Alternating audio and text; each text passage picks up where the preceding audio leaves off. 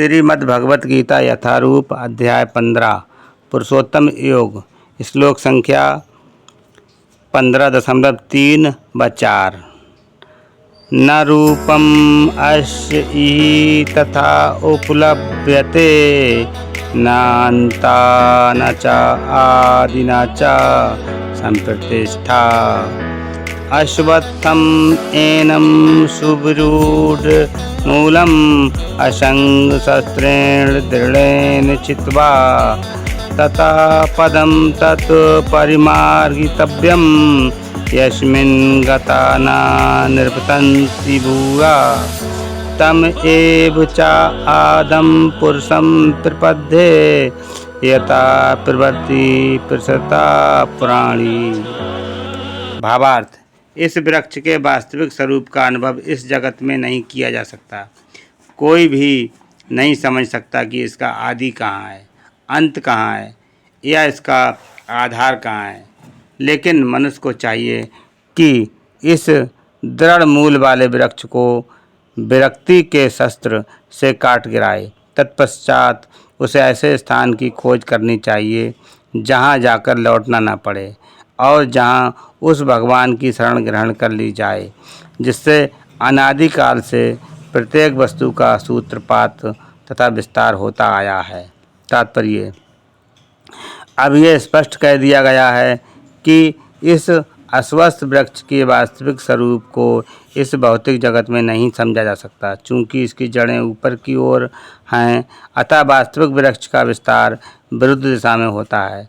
जब वृक्ष के भौतिक विस्तार में कोई फंस जाता है तो उसे न तो ये पता चल पाता है कि ये कितनी दूरी तक फैला है और न वह वृक्ष को शुभारंभ को ही देख पाता है। फिर भी मनुष्य को कारण की खोज करनी ही होती है।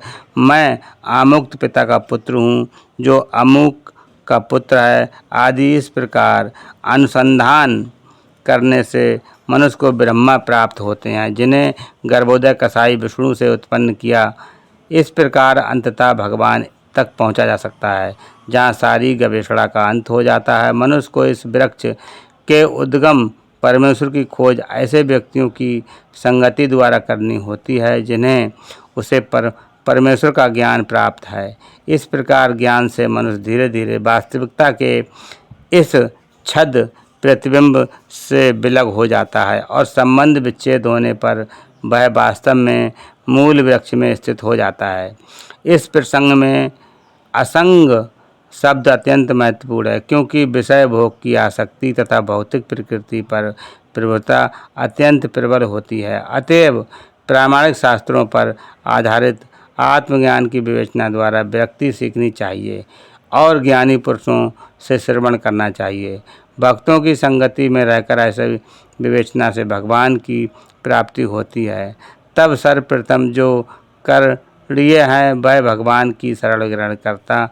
यहाँ पर उस स्थान पद का वर्णन किया गया है जहाँ पर जाकर मनुष्य उस छद प्रतिबिंब वृक्ष में कभी वापस नहीं लौटता। भगवान कृष्ण वह आदि मूल हैं जहाँ से प्रत्येक वस्तु निकली है। उस भगवान का अनुग्रह प्राप्त करने के लिए केवल उनकी शरण ग्रहण करनी चाहिए जो श्रवण कीर्तन आदि द्वारा भक्ति करने के फलस्वरूप प्राप्त होती है।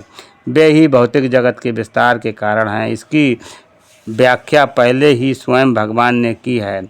अहम सर्वस्व प्रभवा, मैं प्रत्येक वस्तु का उद्गम हूँ। अतएव इस भौतिक जीवन रूपी प्रबल अस्वस्थ के वृक्ष के बंधन से छूटने के लिए कृष्ण की शरण ग्रहण करनी चाहिए। कृष्ण की शरण ग्रहण करते ही मनुष्य स्वतः इस भौतिक विस्तार से विलग हो जाता है। हरे कृष्णा।